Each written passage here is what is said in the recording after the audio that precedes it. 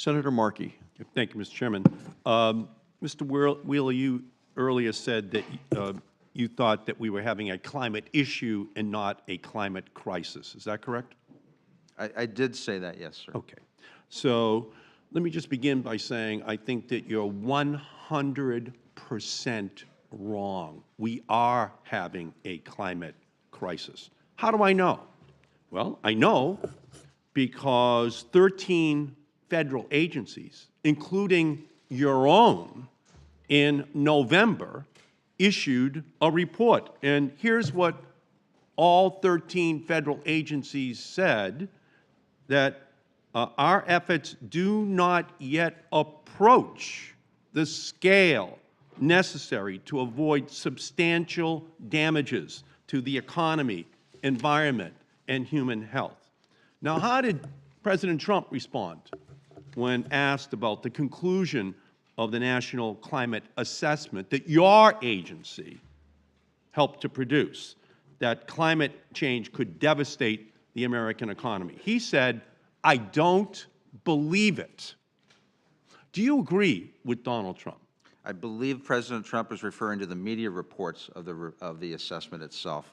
And I questioned the media reports as well because they focused on the worst-case scenario, and they also focused on one study that was actually not in the report, and that's the study that said that there would be a 10% hit to the GDP. And I believe that's what he was referring to, and that was what I raised questions about after the assessment was released. So you don't agree with the broader conclusion that the actions we're taking do not approach the scale necessary to avoid substantial damage to our country? You don't agree with that?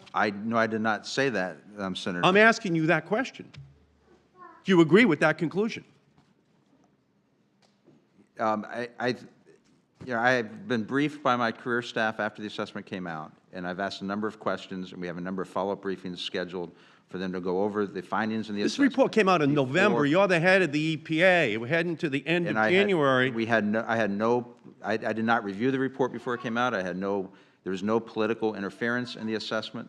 And we've been shut down for the last few weeks. But I've been briefed by my staff once on the assessment, and we have several briefings scheduled before I can make further public comments. That's unacceptable. I mean, you're looking to be confirmed as the head of the Environmental Protection Agency, and we're having a hearing on your worthiness for this job, and you very conveniently haven't had enough time yet to review whether or not there's an extra level of urgency to this problem.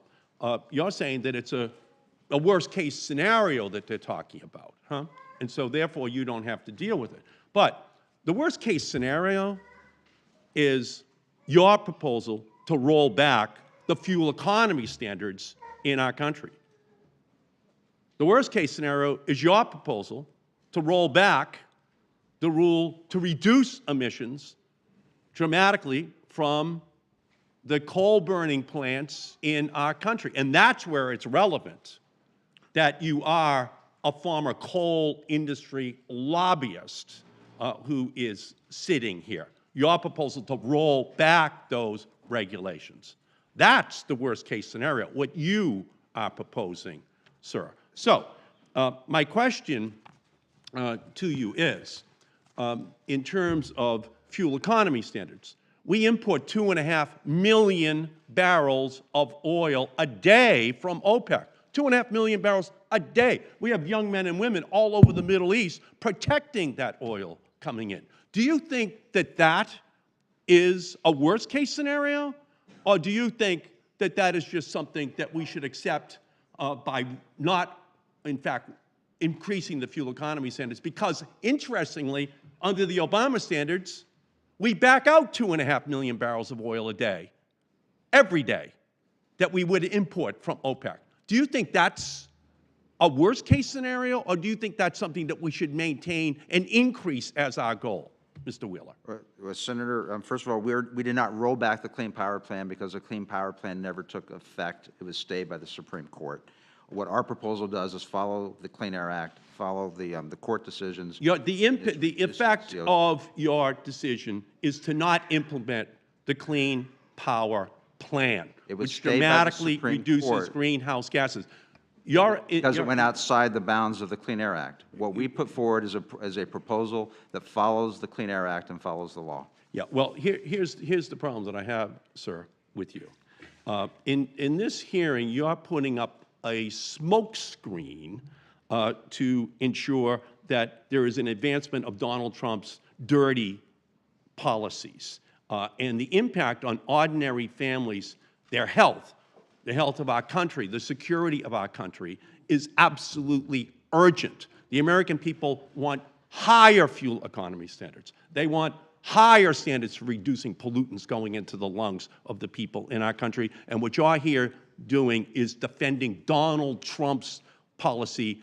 I don't believe it, he said. Well, the American people believe it because they know that it's American scientists that came to this conclusion, including your own. And you can say you haven't had time to read it, but that in and of itself, from my perspective, is a disqualification for having the job which you are sitting here seeking to be nominated. I didn't say I didn't read it. I said that I haven't finished. There will be order. Briefed on it by my staff, sir.